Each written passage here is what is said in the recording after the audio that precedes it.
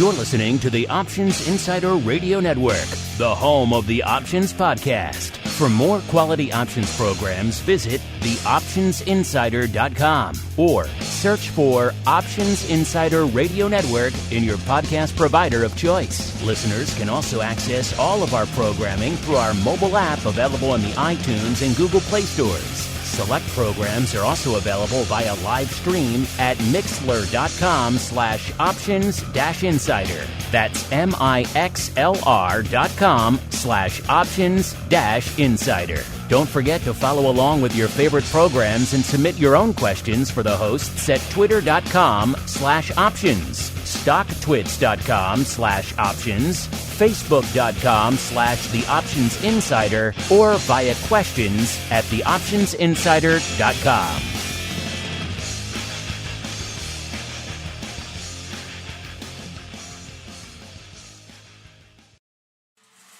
Welcome to Volatility Views, the premier program for volatility traders. Each week, we'll take a deep dive into the world of volatility with in-depth analysis, trading activity reviews, strategy breakdowns, cutting-edge education, and much more. We'll also bring you exclusive conversations with the traders, researchers, and asset managers who are reshaping the volatility landscape.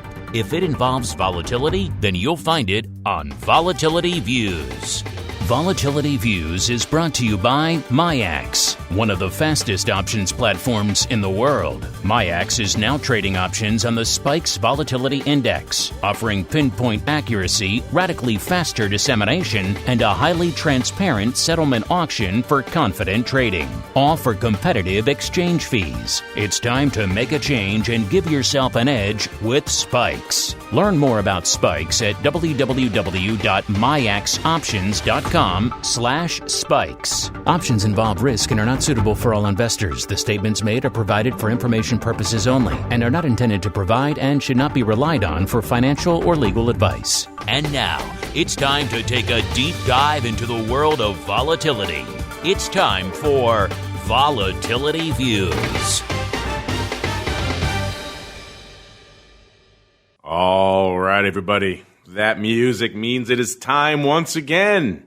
One final time here for 2019 for Volatility Views. My name is Mark Longo from theoptionsinsider.com, as well as, of course, from the ever-exciting, at least we think so, the Options Insider Radio Network. Hope you guys have been enjoying your year, yet another year of great content we've delivered to you over the course of 2019. Got a lot more fun stuff in store for you in 2020. Coming up on our 14th year of operations here on the old. Crazy how time flies when you're talking their options. If you like what you hear, make sure you head on out there. We always have a great influx of new listeners every year, but we always like more. We always welcome more. So if you want to do your part out there, head on over to your platform of choice.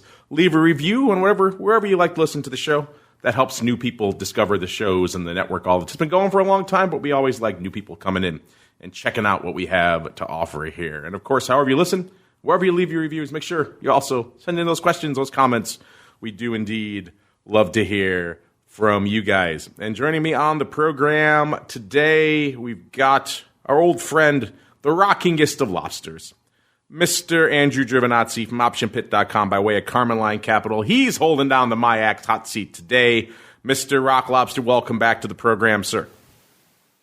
It's an honor to hold down the MIAX hot seat because you got an Australian, you got some New Yorkers, you got all kinds from the MIAX, and now you're replacing them with just like we said earlier, just a crustacean.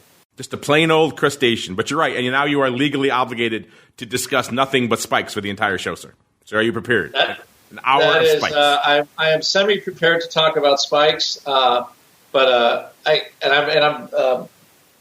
I'll say I am semi-prepared. I am semi-prepared. All right. With that ringing endorsement, he's semi-prepared, listeners. Let's dive right on into the Volatility Review.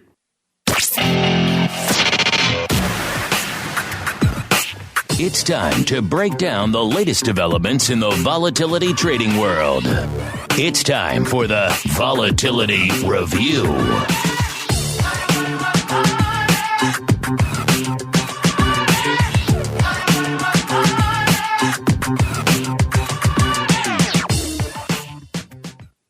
Hi, everybody. Welcome to the Vol Review. This is the portion of the show where, surprise, surprise, we review a little bit of volatility, what's going on in that vol world, the trades, the trends, the unusual activity, all that good stuff.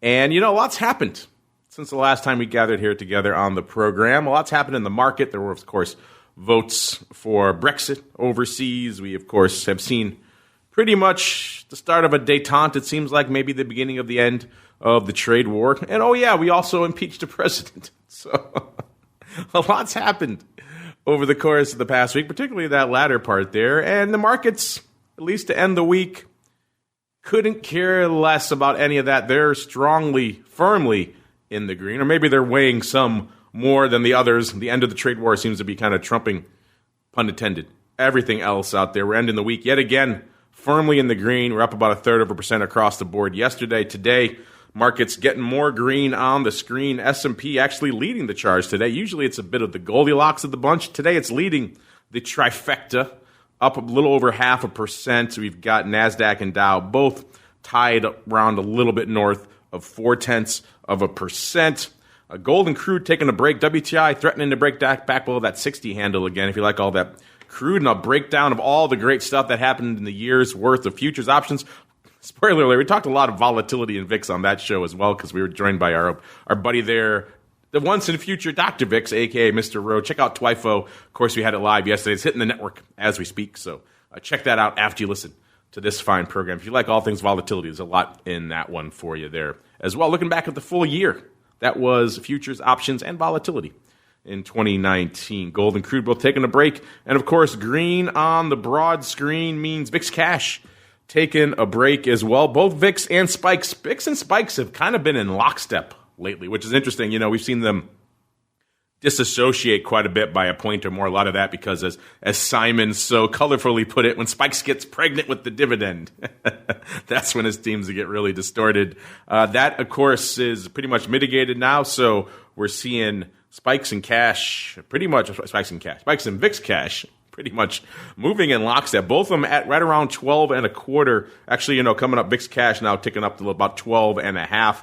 Let's see. Actually, well, both of them have ticked up now. Again, moving in lockstep. Both at about a 12.45 or so. So they've ticked up a little bit since the beginning of the show here. But in general, both of them moving pretty much in lockstep, which is kind of interesting. And both of them still pretty much down from where they were this time last week. Not quite as far down as where they were in the show. Started, they were down about a point, a little over a point. Now they're down about 0.8 or so from where they were last show. Still not a ton of vol coming out because there isn't a lot of vol left to come out, quite frankly, even though we are heading into a holiday and all these other known unknowns. Seem like a lot of them are in the rearview mirror. I think that would squeeze a lot of vol.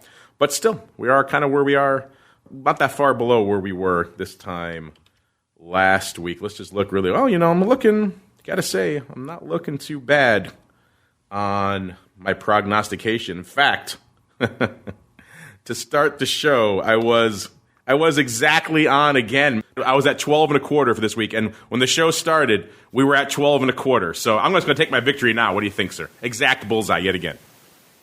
So again, you are seeming to grab a victory before the show is over. I've learned my lesson. You are creating your own articles of impeachment by doing that. I've learned my lesson not to wait. Grab the victory when it is in your grasp, especially when it's an exact. I think an exact bullseye should trump other circumstances. Again, pun intended, listeners. When you're at an exact bullseye, you should be able to claim victory. What do you think? I think that's an exact bullseye is not bad. It is showtime, and we're right there. So. I think that's certainly reasonable. I will be generous and table my victory, but I'm just going to put it out there that I probably should win. I'm just going to leave that dangling out there as we see what unfolds over the course of the next hour. We're just laying the groundwork for my inevitable victory. Watch now, we spike, pun intended, hard to the upside, and next thing you know, Simon or somebody else is going to scoop me on that. Let's see here. Also, our old friend VVIX, a.k.a. the volatility of volatility, coming off, still lofty, but coming off that triple-digit level. It was north of 100 last week. This week, it's down around close to 3 handles, right around 9. Actually, it's ticked up a bit as well. It was down to 98.25 coming into showtime. I put it down close to 3 points. Now it's up to about 99, so that puts it down about 2 points from where it was last week. So still frothy, still elevated, not a lot of change out there. Mr. Rocklopter, it's been a bit since you've been on the program with me. What's been lighting up your tape? A lot of vol events popping off over the course of the past week. You wouldn't really know it by watching a lot of the usual vol indicators, but a few are kind of acting interesting right now. So what is catching your eye out there in the vol space this week, sir? So there's a couple things. So a few things is so SVIX is much higher than it was last week, and VIX really is having a hard time getting lower. So there's that. It's lower, but you would think all-time highs and everybody's pretty happy, we can't get that 11 handle. That we can't get into the zone of the monk, basically, where we tiptoe around the 12 and just not, basically, for listeners, you can think about VIX as a strip of options from basically around 23 to 37 days out, that window there.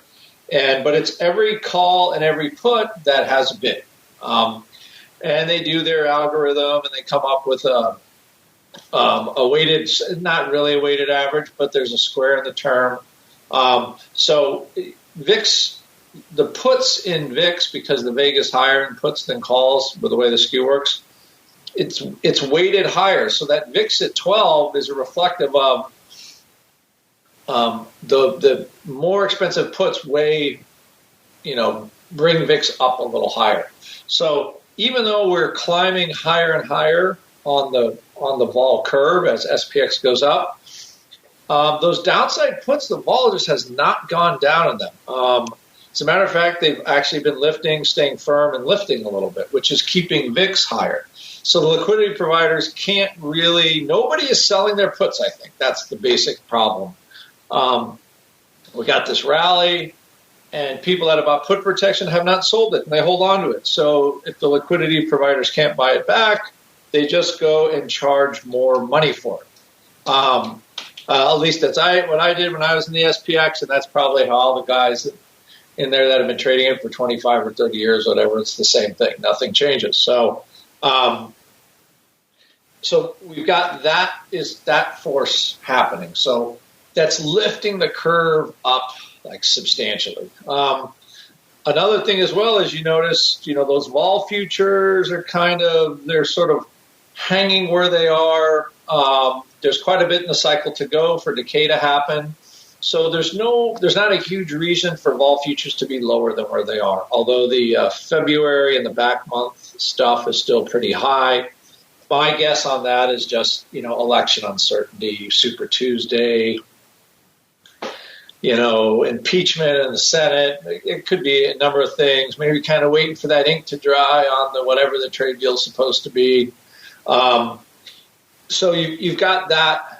So you've got those forces happening where, at a 12 VIX, it's zone 1. There's a reason I have those zones where they are. It's very hard to break into that lower VIX area until we have willing sellers of vol. And we don't have that quite yet on the downside.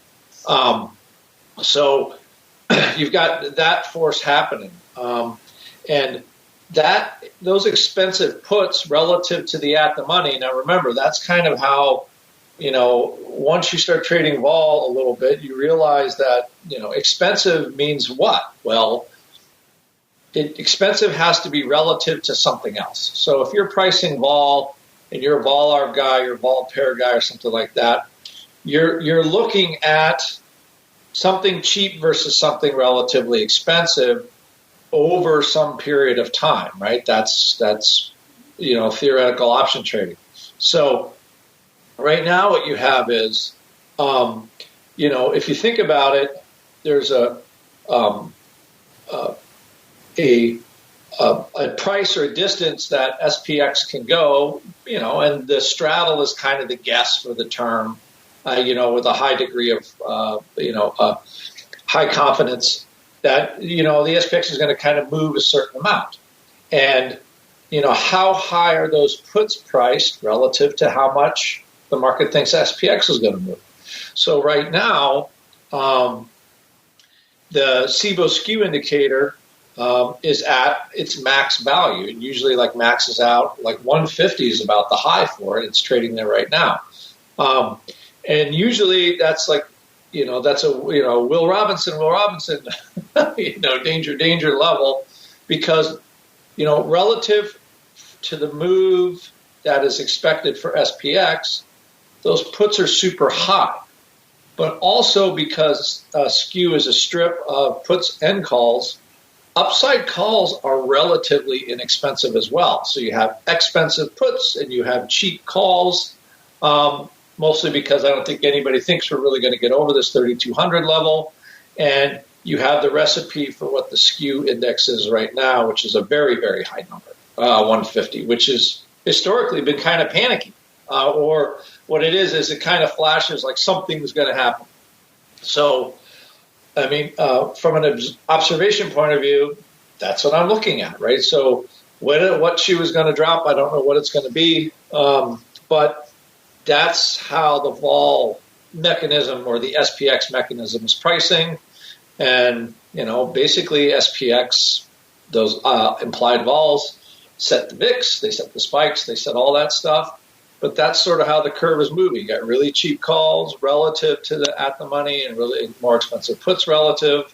So the market is really pricing that, higher, I guess you could call it a higher probability of that 2 standard deviation or 3 standard deviation move than it normally does. And that's what I'm watching. And all that's happening and nothing's really moving.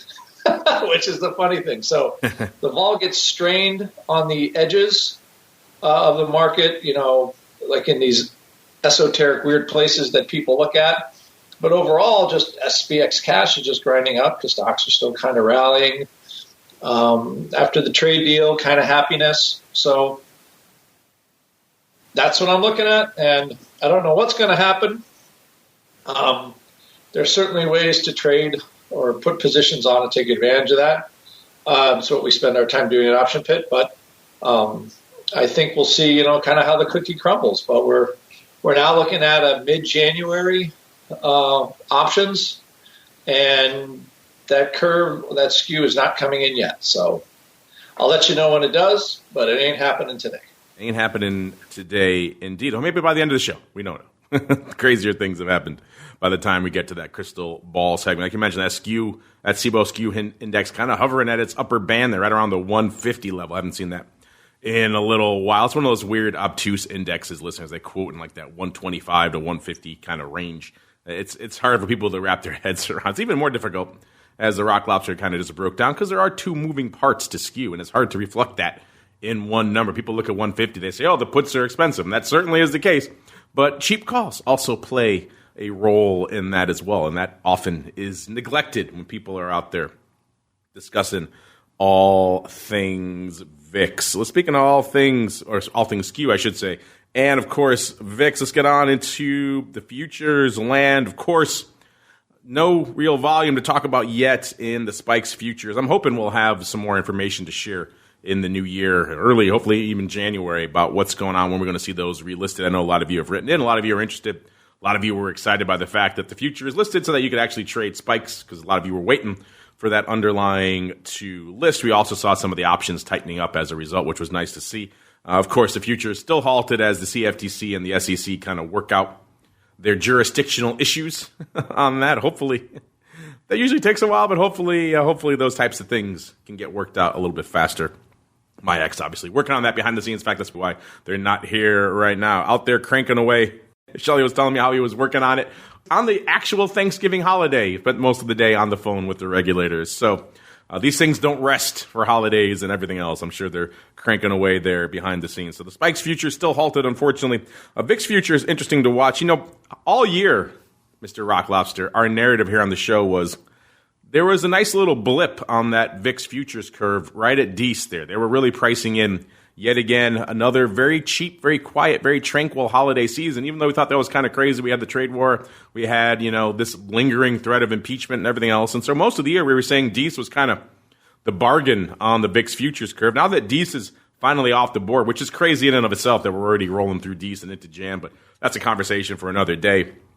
Seems like maybe the market kind of had it right on that one, Mr. Rock Lobster. Dees, so far at least, again, we haven't gotten to the day which was the great nadir last year, which was, of course, Christmas Eve. So there still is some time for crazy things to happen. But at least in the lifespan of that Dees future, Mr. Rock Lobster, it seems like they kind of had it right. We have had a pretty much quiet and tranquil December. Would you concur, sir? We did have a tranquil December. Then they just crushed everything the last week of the cycle, which I thought was funny, because that Dees held up, and then the last week they just that Friday they just annihilated the whole cycle. Everybody gave up, so all the bad stuff didn't have it, and that was it. So. Because why would you want to have any long ball when you're impeaching a president or something? Why would you think such crazy things? But exactly, and then everybody's like, all done here, so we will sell the crap out of all this stuff. It was a very all the option pitties were very happy. Funny how that long vol becomes like poison, like in the last couple of weeks. Oh my God, I can't hold this. Got to get rid of it as fast as I possibly can. That's kind of what we saw. We're seeing that now. Obviously, the Jan future is on the board out there on the VIX term structure, kind of leading the dance there. Jan coming in now. Obviously, that spread has widened out yet again with Jan bumping Dees back off the board. Bye-bye to Dees. That was a fun talking point throughout the entire. We'll see if that happens again in 2020. We'll keep our eyes glued for that. But the Jan is a little bit north of $2 north of where the cash is right now, about 2.15 or so. And we're seeing Feb pretty meaty as you'd expect, nearly 4 handles above the cash there as well. So a nice little premium to kick off that front portion of the curve. Kind of expected. We'll see probably that narrow quite a bit in the coming weeks and months. And if it doesn't, we'll be sure to discuss it here on the old program. Moving on out to spikes, obviously the options.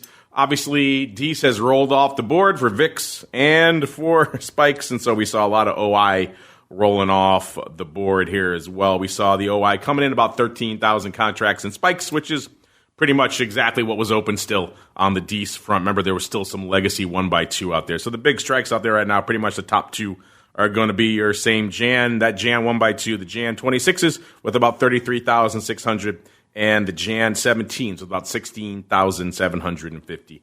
The Dees just kind of rolled off the board, so a total of about exactly 50,000 contracts open right now out there in Spikes land. Looking out to VIX options land now.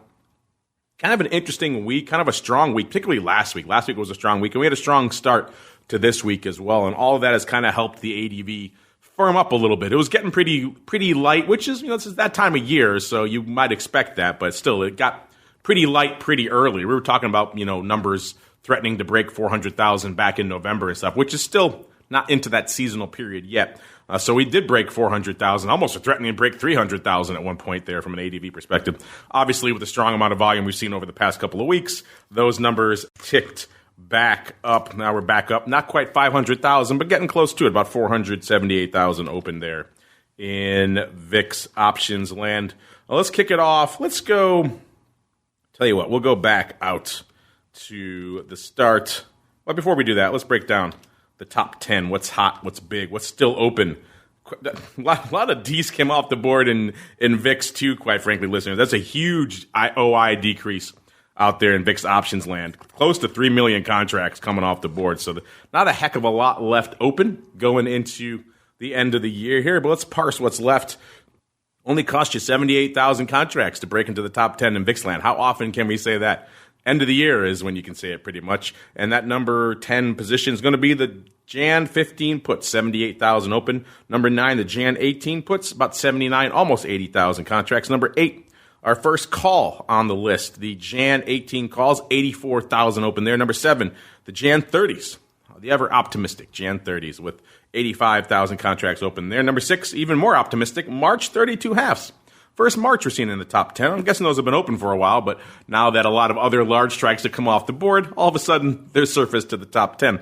March 32 halves with 88,000 open there. Number 5, the Jan 14 puts, 94,000 open there. Number 4, 98,000 of the Feb 15 puts. Number 3, the Jan 20 calls with 137,000. In fact, we're going to wrap up our top 10 with all calls the rest of the way. Number 2, the Jan 25s, 183,000 contracts. And number 1 with the bull this week, 222,000 of the Jan 22 calls. So decent paper for a fairly light period here to wrap up the year. Decent size position, but still we've seen that number 1, obviously, in VIX land, 400, 500, 600,000. Fairly easily. Not that case right now. In fact, like I said, the OI is right around 4.4 million contracts. That's nearly 3 million lower than what it was this time last show. It's about 3 million on the calls and about 1.4 million on the puts. Let's roll out and see what trades caught our eye. The big day was actually Monday. So let's start there. Monday was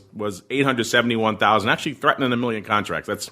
We haven't seen that in a little while out here in VIX land. I think we hit about 700 some odd thousand last week, and that was the high for a while. But Monday, threatening that million, about 871, didn't quite get there. Saw some big prints out there on the DEES downside. In particular, 53,442 of this DEES 12-half, 13-half put spread going up. Again, nearly 54,000 times just in that one print. So there's 100K right there, listeners.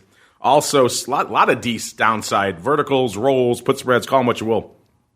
Going up, we have the DEES 12-11 put spread went up nearly 40,000 times there as well for looks like 40 cents on that one. In fact, the DEES 12 puts alone on Monday traded over 130,000 contracts. So DEES downside puts clearly we're not that much downside anymore. Kind of at the money puts are clearly where the action was on Monday. Also saw looks like a bit of a Feb call override, the Feb 50s actually for 11 cents. This print went up late, so maybe that's a bit of a swing to the fences too. It's kind of hard to tell exactly where that went up on the spread. Went up for 11 cents, 26,400 times.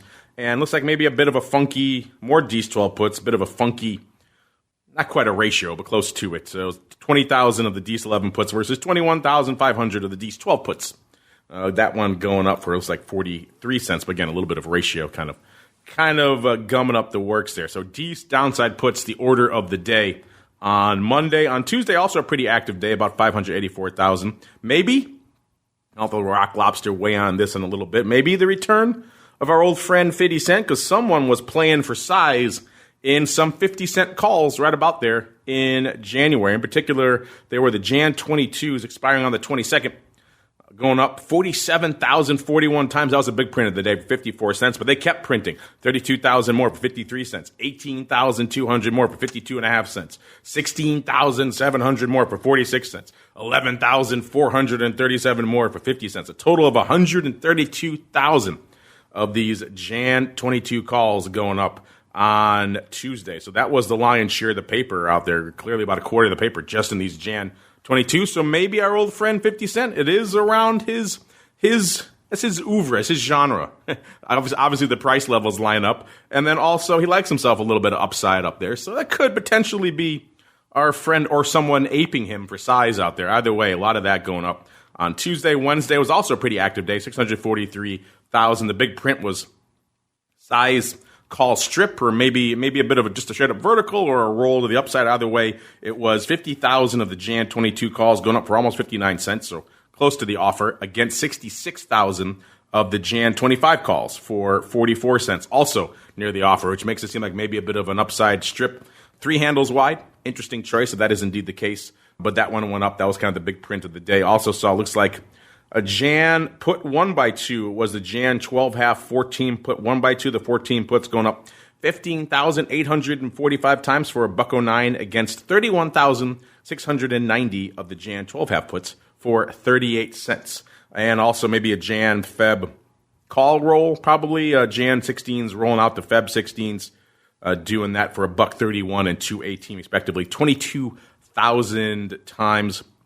Thursday, coming into the end of the week, is kind of where we've seen the light volume, which is funny because that's where we've seen the vol kind of come off a little bit. It's also where we saw the impeachment in the rearview mirror for us, and yet that's not really, you'd think a day of impeaching a president might drive a little bit of volatility paper. Yeah, not so much. Thursday, 224,000 contracts on the tape. The big prints were March 50 calls for 19 cents, so kind of off the offer about 7,800 times, and a 7,500 lot of a Jan vertical, the Jan 23 37 halves going up 7,500 times for 49 cents and 16 cents there, respectively. Today, also, not really blowing the doors off from a volume perspective.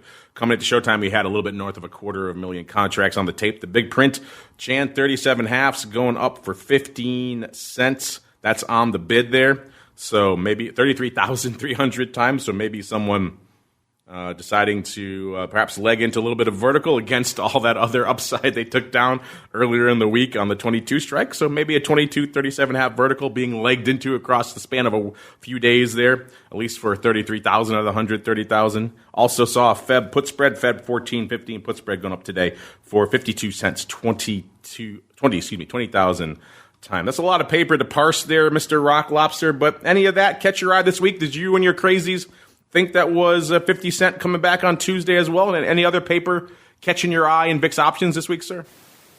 You know what? I was just talking to Tubby about the 50 cent options. I just sent him. I am so. Besides Monday, it has the 50 cent MO.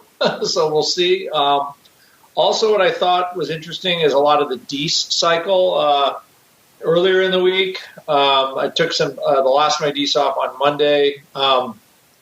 There's a good opportunity because remember we had that VIX spike. It was like a baby spike, 2 weeks ago or something like that. So that was a probably great opportunity for December. Pretty much made my month.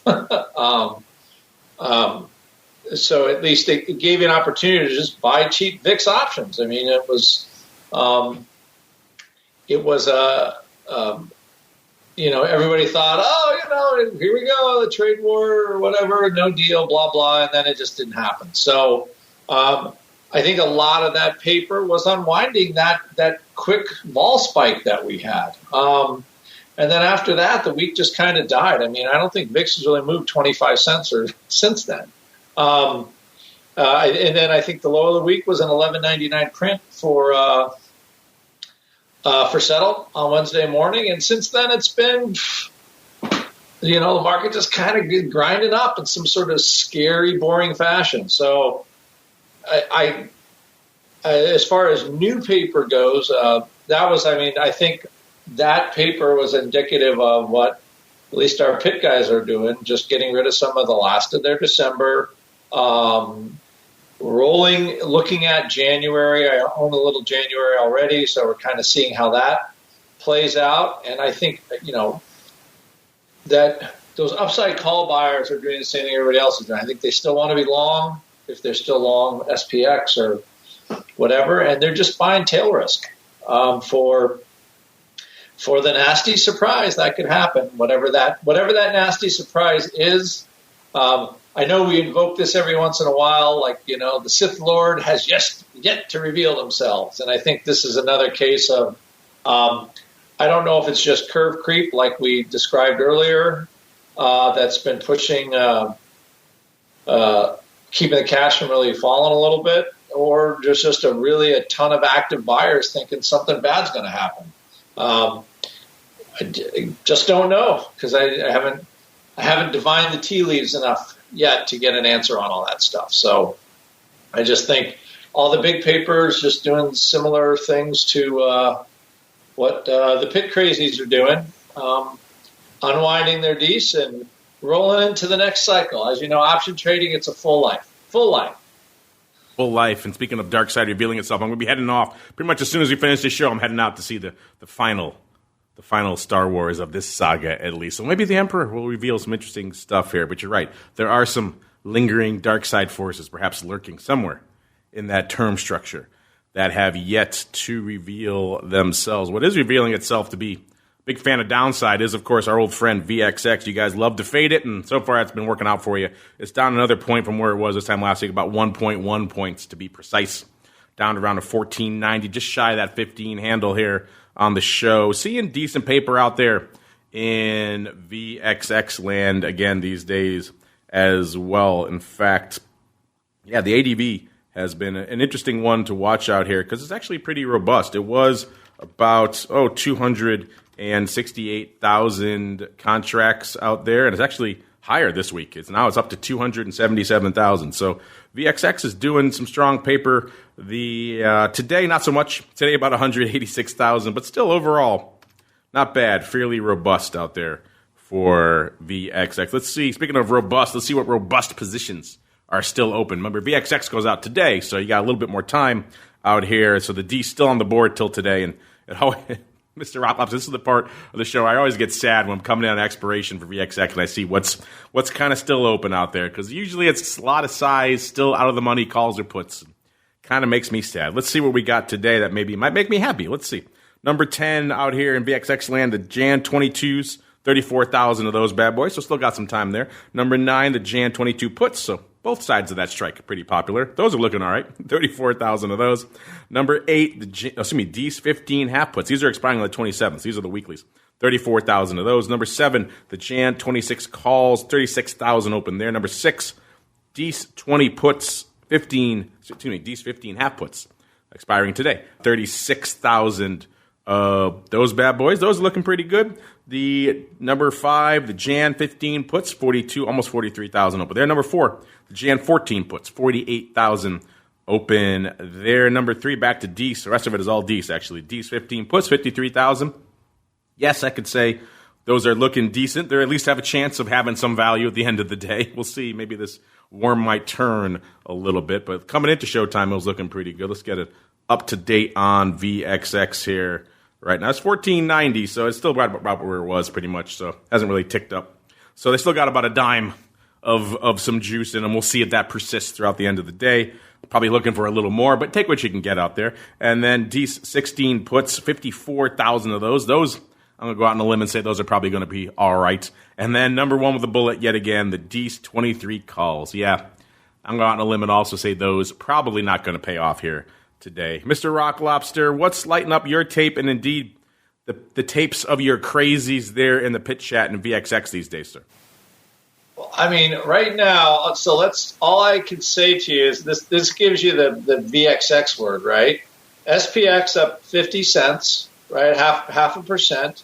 Q's up 0.5%. VIX down a nickel, right? Spikes up 7 cents. VXX unched for the day. That's just telling you everything you have to know about VXX. In the short term, I don't see a lot there. There is considerable decay in the cycle potential available, down into the low 12s, actually. It's hard to believe it right now, but that's for the entire cycle. Like we're talking somewhere in mid, like Jan 17, something like that. But, this is it. You call it the zone of the month for a reason. You're in the 12 handle. You've got $2, $2.50 of decay in the futures. And VXX just doesn't do anything. It's hard for it to move up. It's hard for it to move down. It's, as a trade, I think it's one of the most annoying spots for it to be in. This is my lightest VXX position of the year by far. I am just very small in it. So it can move down, and if VIX cash stays where it is, it will move down. But as far as a trade goes, it's like stuck in the mud because there's so much premium in the future overhanging it. Those futures are so expensive that VIX has to shoot up for that to move at all, even on the upside. So for all those that are looking for, the next Volpocalypse, we really need a cash move to get VXX moving. So it's one of those things now, I'm looking at it on my screen and then it hasn't moved in like 4 hours or 6 hours. So there's not much to do with it, although, some of the listeners might take offense or disagree. But right now it's not much of a trade. I think there's a lot more interesting things to do in the VIX Jan cycle with all with the premium that's in the futures there than VXX right now. But I think that's where it is. It's not much of an exciting trade, but heck, next week it could be. Who knows? But Mark and I talked about this in our option pitch show today. They've taken so much of the vol out of SPX already because of the holidays. It feels like it's been pre-decayed. So it's just, it's like, what the holidays are like around that week from Christmas to New Year's. It's just, unless it was last year where something crazy off the hook is happening, it's a pretty dead week for that product. Just don't expect a lot to happen. I think that's I think that is where we find ourselves today. Indeed, sir. We also find ourselves at the tail end of earnings season. Again, if you like all that earnings vol, all that good stuff, the earnings move results, theoptionsinsider.com, the place to go. Click on that Options News and Articles tab, top right corner of the homepage. That will begin your journey. You can check out all these reports, courtesy of our friends over there in ORAT's land. There were some, even though we're in the holiday season, there were still some big names popping off this week. Monday had FedEx, Tuesday had FedEx, Wednesday had Micron and General Mills, Thursday, Rite Aid. We're talking about that on the Option Block Show, moving, 40%, one of their biggest moves in decades out there. So Rite Aid, there were some big moves this week. Nike as well. Today even had CarMax and BlackBerry, the little engine that keeps on fighting out there. Raise your hand in the audience if you still have a BlackBerry or BlackBerry OS device out there. Not many of you out there, but say lovey. They're still out there, still cranking away. Let's see, interesting, or a lot of earnings moves and earnings move reports coming out here this week. You guys can check all that out for yourselves over there, theoptionsinsider.com. Meanwhile, it's time for you guys to take the reins as we answer some of your volatility voicemail. It's time to share your thoughts and opinions with your fellow volatility traders. It's time to check the volatility voicemail. Make your voice heard by dialing 779-669-4VOL. Posting a comment on the optionsinsider.com, sending an email to questions@theoptionsinsider.com, or posting your questions to twitter.com/options or facebook.com/theoptionsinsider. All right, everybody. Let's see how many of you guys we can squeeze on to the end of the show. I love getting you listeners. Maybe we'll try to kick off the year next year, too, with a big listener question palooza, because you guys are always nice enough to send in so many questions. We like to bump you up here on the show. Like morisboris. I like this handle. He sent this in right before the show. He wanted to know, hello, and a follow for you. Well, thank you. I don't know where you're following us, maybe on our social media or maybe on our various outlets for the audio. Either way, thank you, Mr. Morisboris. He says, if I may ask a question, we have the politest audience out there. Is there a site? Yes, you can, Morris. He says, is there a site I can look to see what options are open, calls, or puts on a certain equity? Thanks in advance. Yes, there are many in legion, Mr. Morisboris. I like saying that. I'm going to say that over and over again. But most of your brokers will give you this information. Most decent options brokers will show you what's open. But if you want a spot to go that has it all kind of in one place, encapsulated easily, the place I always go to for this is Trade Alert. In fact, I have a screen probably open for them right now here on the show. They make checking out things when people have questions and things on a show like this very easy. So Trade Alert is the place to go. They also have a more retail-friendly version. What's Trading is kind of all combined now, so you can go on over and you can probably get a more retail-friendly subscription. The Trade Alert subscription is very pro levels for a professional grade. That may be a little overkill for you, but if you want to see a lot of detail about open interest and everything like that, I can't think of a better place than Trade Alert / What's Trading. Mr. Rocklobster, do you have any other recommendations, or is that your recommendation as well?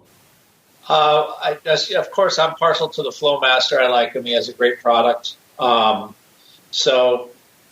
There as far as opening, closing, I don't know. I can't think of anything that has the detail that the Flowmaster has.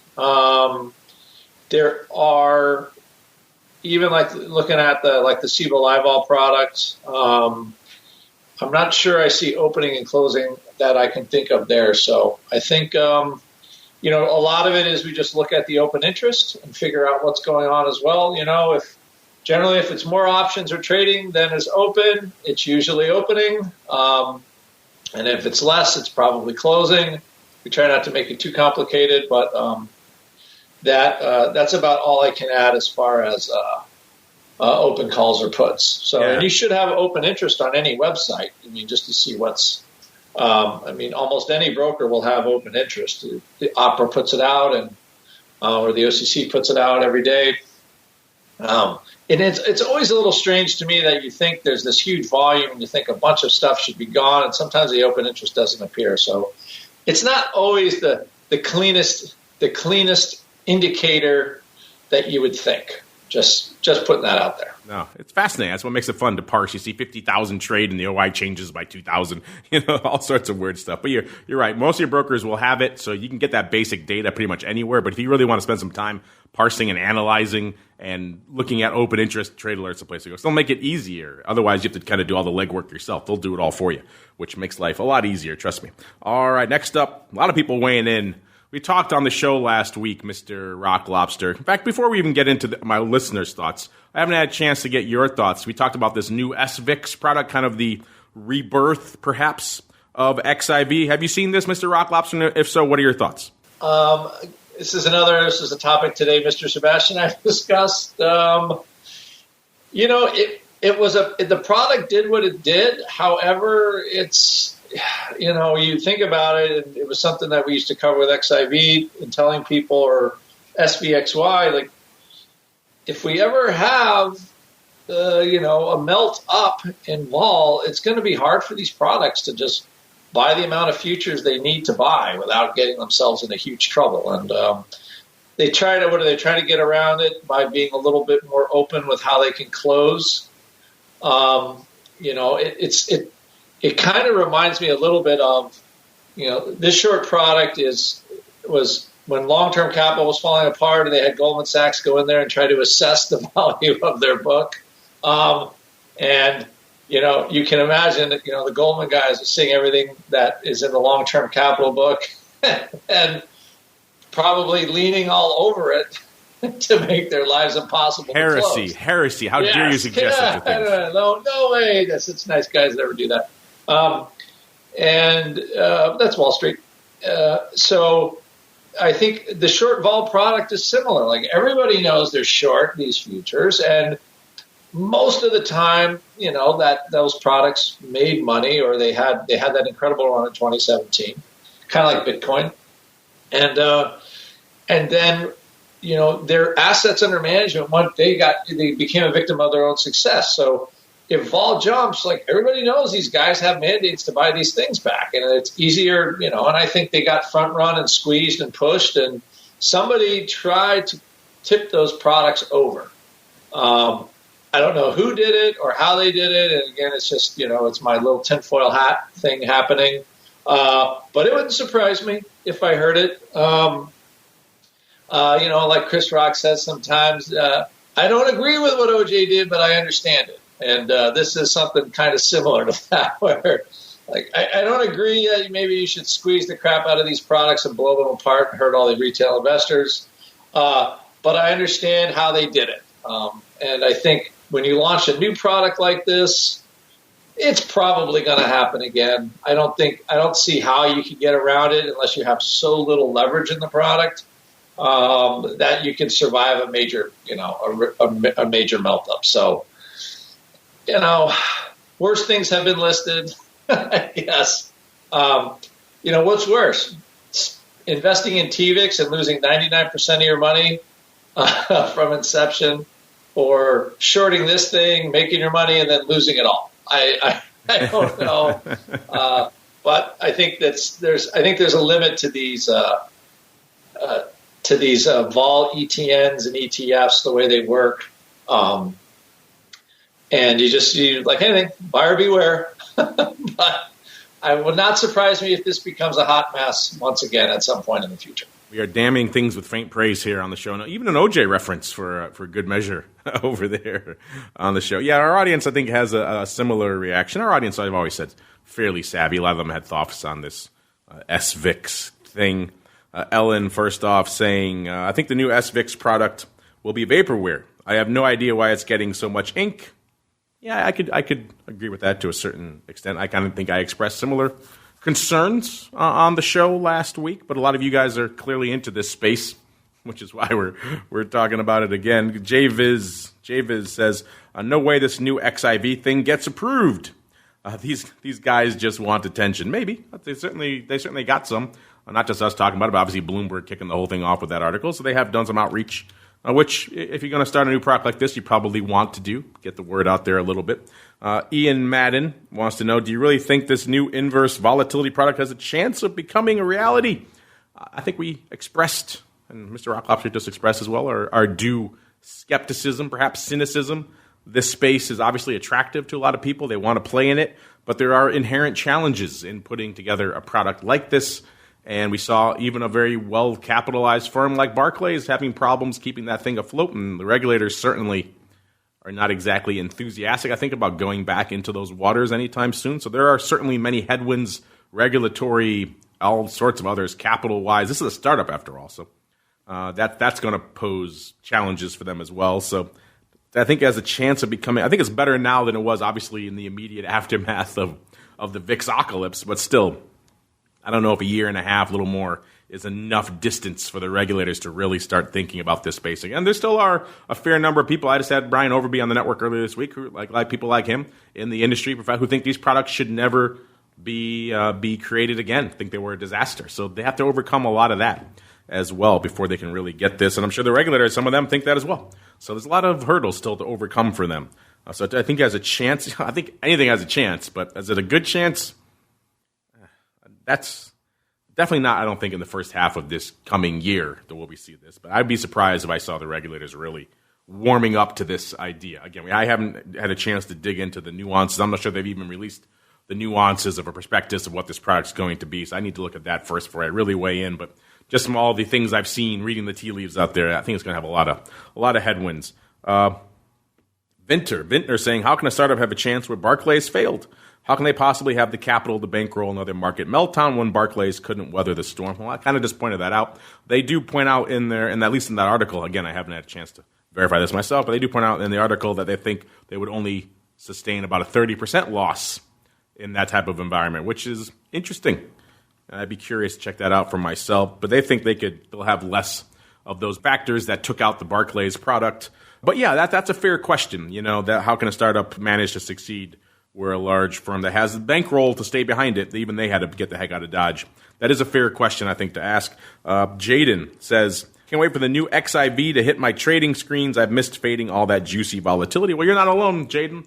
Clearly there's demand for this product category, otherwise they wouldn't be coming back at it. Yeah, you're not alone out there. And last up, we got Christian Garcia saying, put me down for a 10 lot when SVIX starts trading long-term calls, obviously. Well, obviously, Mr. Christian. I don't know, Mr. Rock Lobster, what do you have to say about all this in general? Do you, like Ian wants to know, do you think this thing has a chance of even passing regulatory approval, let alone the notion, like some people are expressing here, of the fact that this is coming from a startup, not from a established financial firm with a large bankroll and a large track record behind it? Do either of those things, either the regulatory or perhaps the new nature of the firm, either of these things give you pause on top of the fact that this is already a challenging and difficult type of product to create, sir? I just, let's put it this way, if you're the SEC and you just had a product that went to zero, are you really gonna list another one? I mean, if you think about it, I would find it surprising, by the way, if they did again. That means clearly they're not, I don't know. It just seems like they're not thinking. And I'm all for, as far as I'm concerned, list any product, and then the buyer beware. Figure it out. Learn what you're trading, learn what you're investing in. But the SEC is there to, protect people from themselves. So I would be surprised if, a smaller company could actually manage this product on a day-to-day basis. Doesn't mean they can't, but it would surprise me if they actually did. Yeah, put me in the surprise category as well. I'm willing to be surprised. I'm not quite, I wouldn't say I am cynical, obviously, and dubious, but I'm not quite on the level of people in the industry who think this space should never be investigated again. I think there is clearly a demand for products like this. I think there needs to be a lot better job done by the industry, whether that's the brokers or the exchanges, maybe all of the above, the regulators, to make sure that what happened with XIV doesn't repeat itself, not just from a product meltdown perspective, but from people getting into that product who really had no idea what they were owning and trading in their portfolios at the end of the day. We saw your feedback in the wake of the VIX-ocalypse, and a lot of you who wrote to us, you probably never really should have been in that product. You clearly didn't understand all the nuances therein, and that's a very challenging thing. And so we need, I think, as an industry, to step up and figure out a way to present these products in an appropriate level. In fact, I even put it to Hester Peirce at the SEC not too long ago when she was on the network. I said, do we need to have maybe approval levels for some of these exotic ETPs the way we do for options? We have 1, 2, and 3. You can't just come in and blast out naked puts on the options. You have to do a little bit of verification first to prove you have a little bit of knowledge of what the risks are. And maybe we need to do something like that with these ETP. Will that stop people from trading them who shouldn't? No. But at the very least, it puts a few more gates between them and massive losses, and hopefully it'll crack down the number of people trading this who probably shouldn't be. And hopefully that could, if this product does, or something else like it does eventually come to pass, hopefully that'll mitigate the issues with it. Again, there's a lot of issues still lingering out there. And I understand the folks who say this should never happen again. This was a black eye and they don't want to see it happen. I understand that viewpoint as well. But it's an interesting side of the space, definitely. Certainly not the last time, I don't think, we're going to be talking about it here on this program. As we keep on rolling into our final segment, it is time for the crystal ball. It's time to peer into the future and reveal what the volatility gods hold in store. It's time to look into the crystal ball. And by the way, Mr. Rock Lobster, as you get into the crystal ball, of course, the portion of the show where we predict where vol will be in the coming weeks, months, and or years sometimes. Mr. Rock Lobster, I have to point out to you, the last time you were on the show was a couple of weeks ago. And remember, I picked at the time a VIX and spikes of about 1275, and you ruthlessly cart me to the downside at 1274. And what did I say to you? I said, I hope you are wrong. You were carping me in the wrong direction, because that would be very funny. And what exactly happened? VIX cash and spikes are at about 13, 15 or so. So you did. Nana, nana, boo, boo to you. You cart me in the wrong direction, sir. So there, how's that feel? Well, well, you know what always happened to guys that carped on the floor? They never lasted long. But that does not displace the glee I have every time I get to penny you on your prognostication. You were joyous in it that week. I will give you that. Simon got me to the upside, though, by about 0.25, and that was pretty close to where it was. I think Simon ended up edging me out ever so slightly. I was within about 0.35 or so not a bad run. And speaking of being within, I am, once again, pretty close. Not quite the exact bullseye I was at the start of the show, where both spikes and VIX were literally at a 12 quarter, which is my prediction for this week. But they're at about a 12.43. They've ticked back from 12 half. So that still puts me firmly in the driver's seat. The next closest was the meatball, and he was at a 13 and a quarter. So he wasn't very close at all. So that puts me in the old driver's seat. But here's my conundrum, Mr. Rock Lobster, and I will allow you to weigh in on this as well. This is our final show of the year, so do you want to go out on a limb and try to predict end of vol for next year now, or should we maybe wait until we can get some more folks in the MIAX hot seat and some other guests and everyone to be on the show with us as well, so everyone can get their predictions in? Or should we start now and maybe have them come in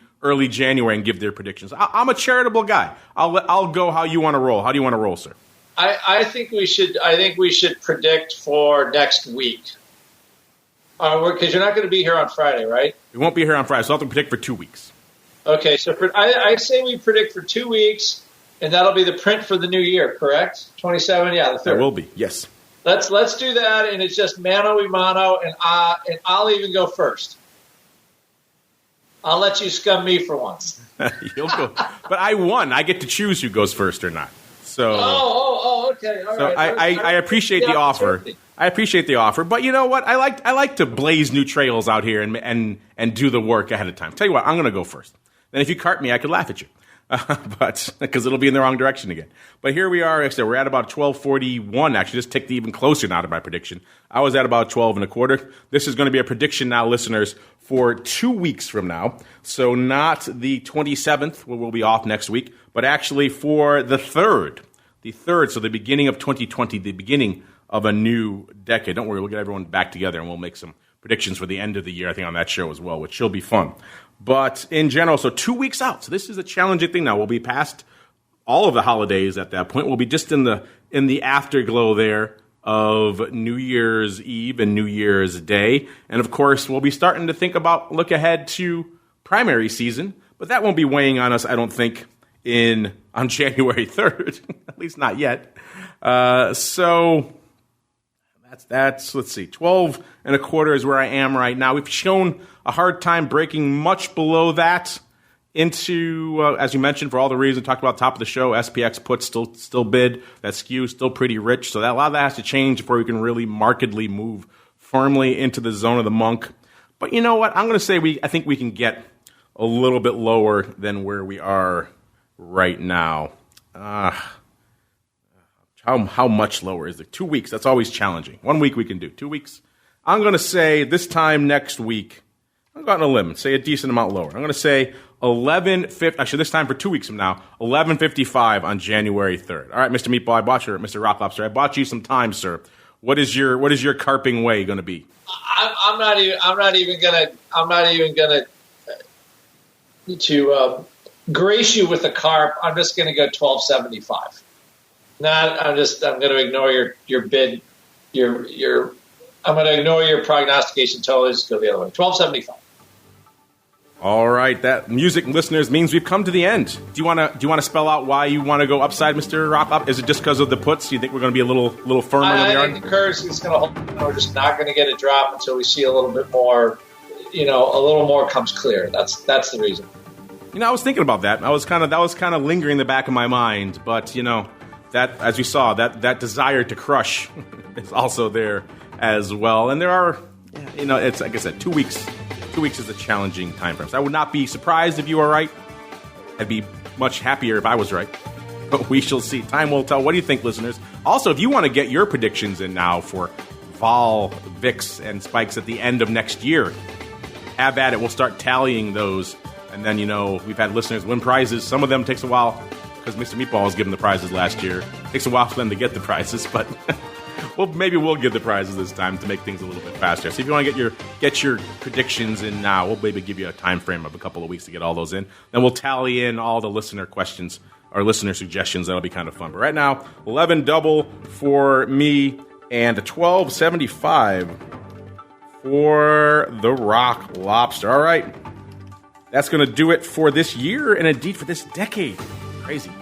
Of Volatility Views. And this show's been running for a good chunk of that, so almost a decade of Volatility Views. But before we go, let's go back around the horn. Let's start with the rockingest of lobsters. He's not carping me. He's actually talking a lot of vol over there in Option Pit Land. Mr. Rock Lobster, folks want to check out what you got, newsletter, all that other good stuff. Where should they go? What should they do? Yeah, go to optionpit.com, look at our members area, or memberships for my vol newsletter. You want to learn how to trade vol, you'll have a complete, next year will be a complete course in how to trade volatility. The whole year is part of the subscription. So if you don't learn how to trade vol after that, you might as well hang it up and go do something else. It's on you at that point. But make the early round on Mr. Rock Lobster. Get some deals. Head on over to optionpit.com, sign up for the vol newsletter, sign up for their pit chat, all their good stuff. They have a lot of YouTube stuff as well. All that's free, so you can check all that out as well. And of course, if you like even more, they can text you throughout the day with alerts and other fun stuff. So good stuff across the board. Optionpit.com is the place to go. And of course, check out our friends over there from MIAX as well. MIAXoptions.com/spikes is the place to go. Or just type MIAX and spikes into your browser.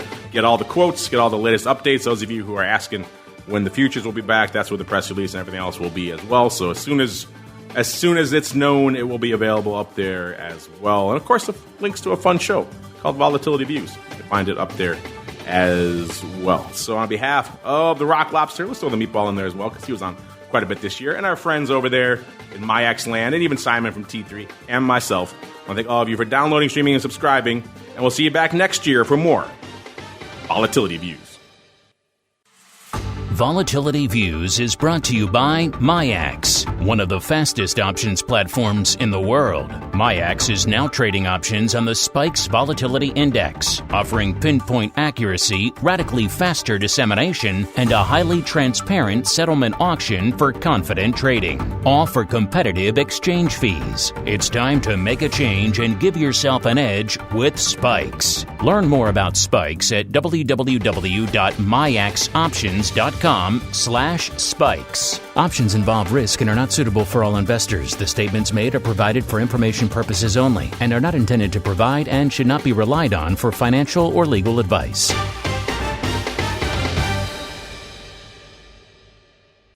You're listening to the Options Insider Radio Network, the home of the Options Podcast. For more quality options programs, visit theoptionsinsider.com or search for Options Insider Radio Network in your podcast provider of choice. Listeners can also access all of our programming through our mobile app available in the iTunes and Google Play stores. Select programs are also available via live stream at mixlr.com/options-insider. That's mixlr.com/options-insider. Don't forget to follow along with your favorite programs and submit your own questions for the hosts at twitter.com/options, stocktwits.com/options, facebook.com/theoptionsinsider, or via questions at theoptionsinsider.com.